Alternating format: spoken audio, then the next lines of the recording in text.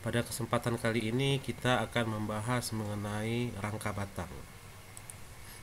Rangka batang adalah struktur yang tersusun atas batang-batang yang dihubungkan dengan pola segitiga. Prinsip utama yang mendasari penggunaan rangka batang adalah penyusunan elemen-elemen menjadi konfigurasi segitiga yang stabil. Pada struktur rangka batang, gaya-gaya yang timbul hanya tarik dan tekan saja. Jadi lihat di sini ada sebuah segi empat. Jika menerima gaya, maka objek segi empat ini akan merubah bentuk menjadi bentuk lupis, ya gitu ya, atau jajaran genjang. Lain halnya dengan jika bentuknya segitiga.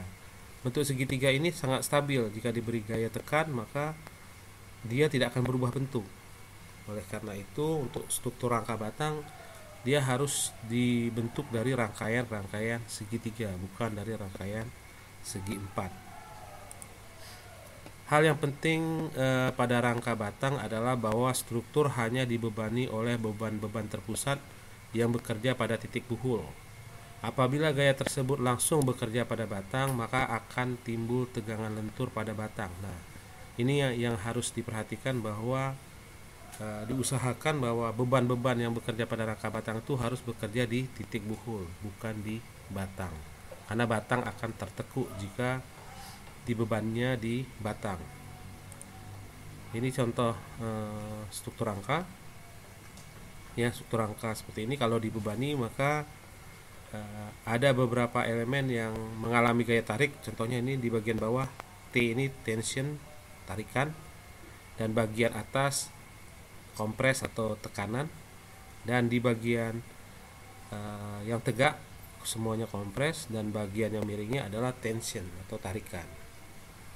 Ini gaya yang bekerja pada struktur rangka dengan beban seperti ini.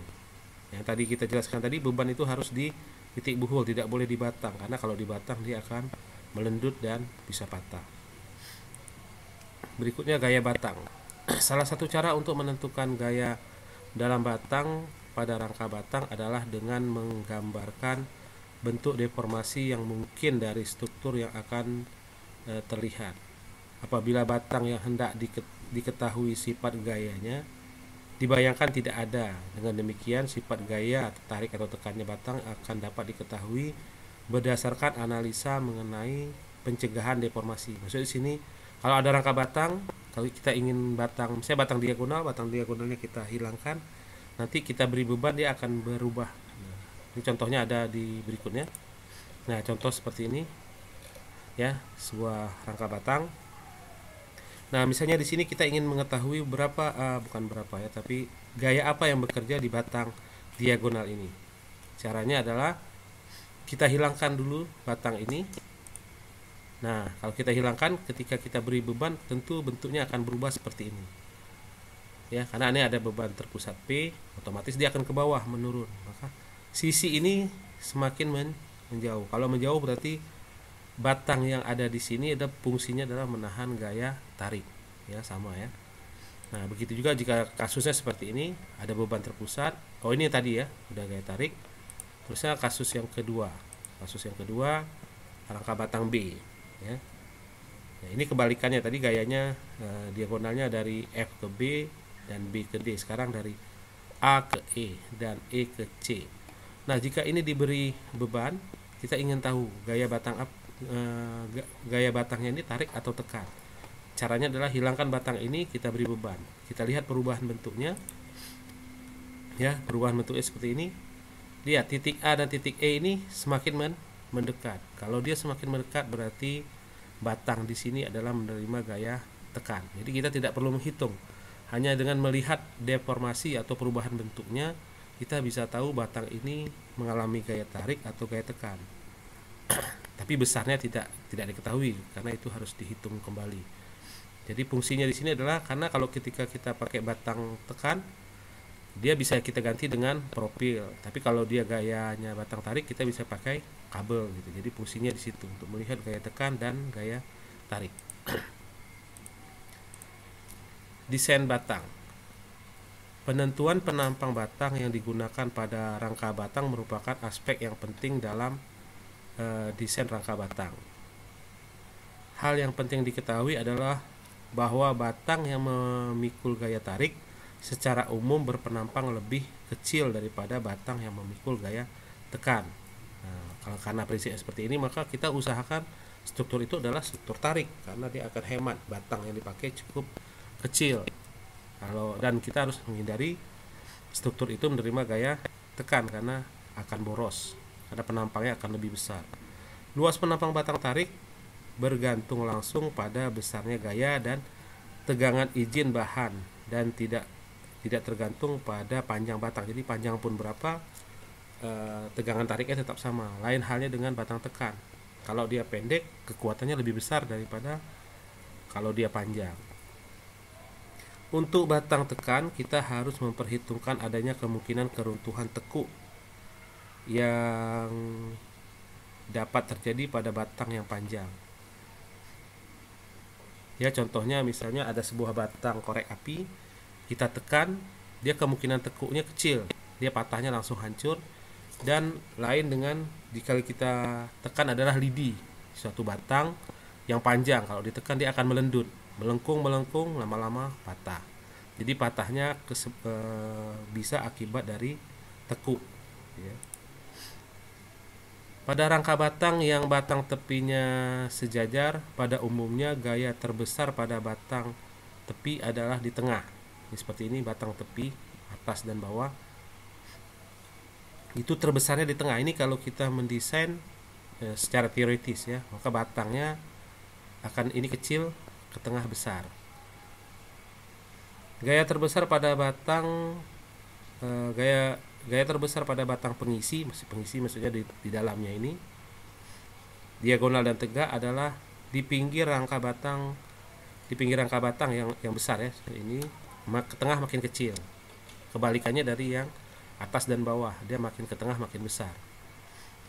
Nah, ini dasarnya kenapa? Karena seperti ini. Batang bawah dan batang atas ini menahan gaya momen.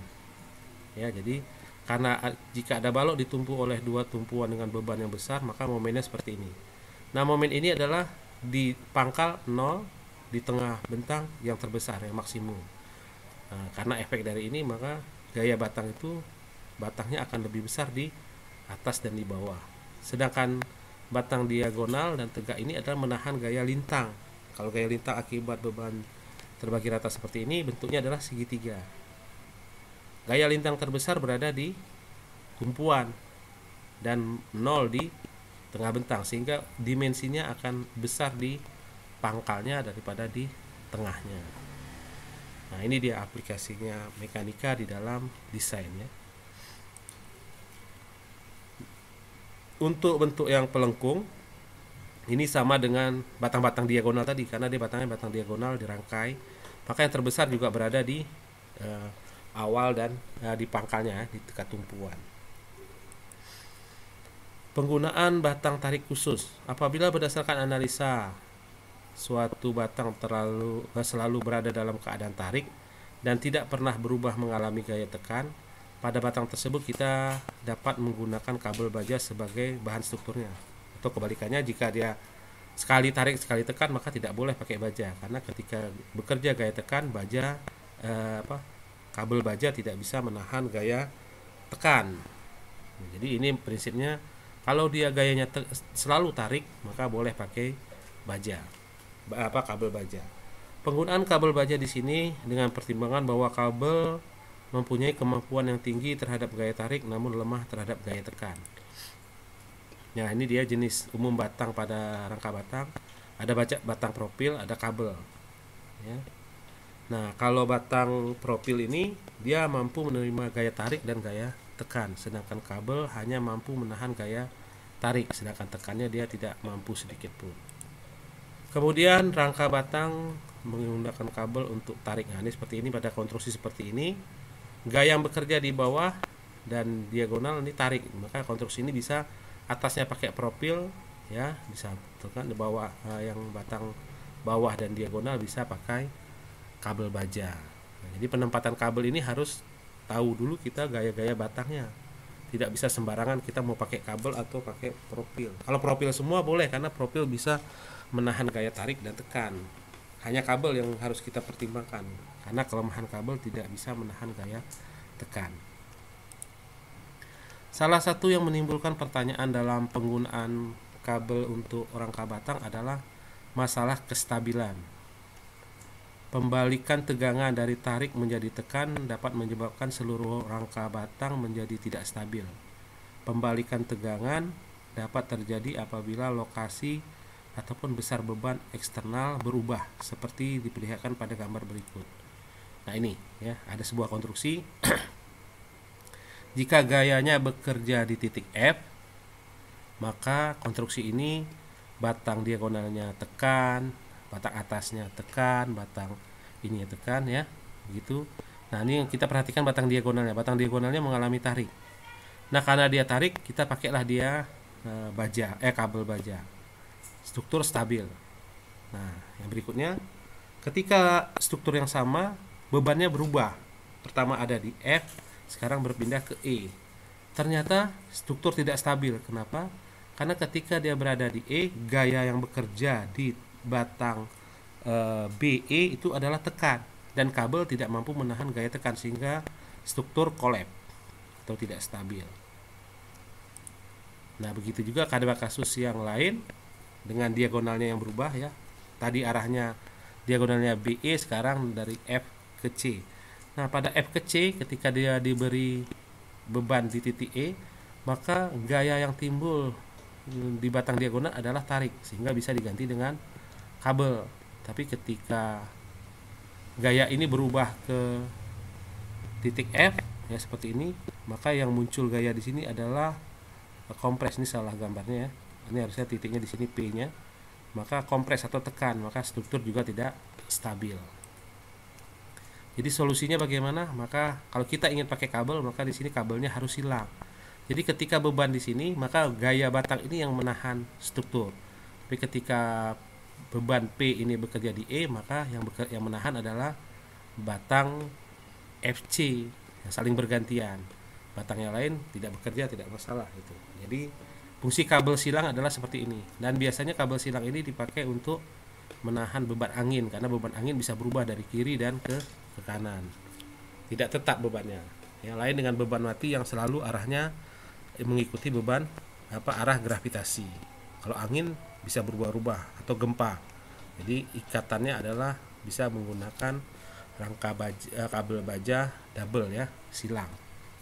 Penggunaan kabel menyilang di bagian tengah pada gambar di atas, maka rangka batang akan stabil pada berbagai kondisi. Ini dia ya, maksudnya penyelesaiannya seperti ini.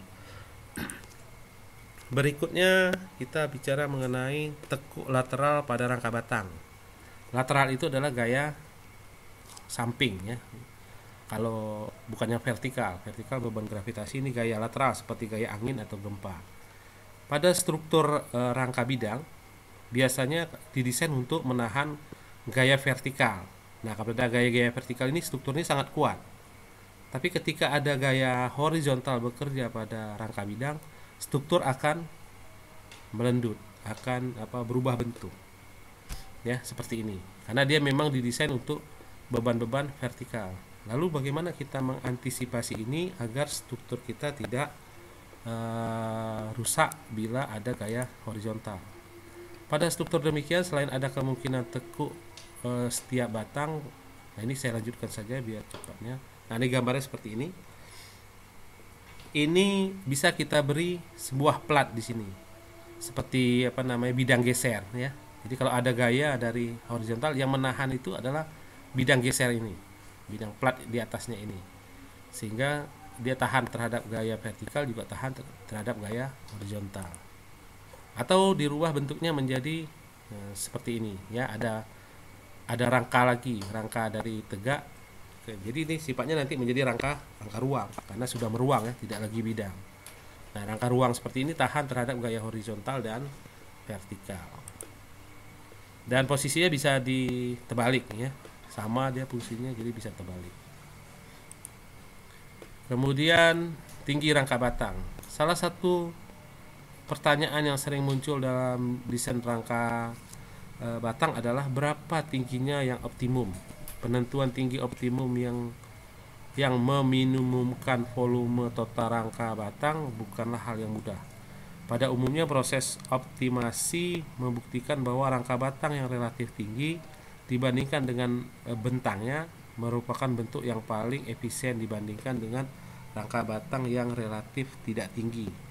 Sudut-sudut yang dibentuk oleh rangka batang diagonal terhadap garis horizontal pada umumnya berkisar dari 30 sampai 60, di mana 45 dipilih yang terbaik. Jadi ya kita lanjutkan dulu, nanti belum ada gambarnya. Selama bertahun-tahun orang telah menggunakan pedoman sederhana untuk menentukan tinggi rangka batang. Rangka batang yang memikul beban yang relatif ringan dan berjarak dekat mempunyai tinggi sekitar 1/20 dari bentang. Jadi tinggi kita anggap baloknya ya, tinggi baloknya itu adalah 1/20 dari bentang untuk struktur yang ringan. Kemudian untuk rangka batang kolektor sekunder yang memikul reaksi yang dihasilkan dari rangka batang lainnya, jadi batang pengumpul ini ya, kolektor ya, tingginya adalah 1/10 bentang. Sedangkan rangka batang kolektor primer yang memikul beban sangat besar, tingginya biasanya sama dengan tinggi tingkat atau sekitar 1/4 atau 1/5 dari bentang. Nah ini ya, jadi besar ya, sangat besar tingginya. Ya, itu aja materi kita hari ini. Saya tutup dengan Assalamualaikum warahmatullahi wabarakatuh.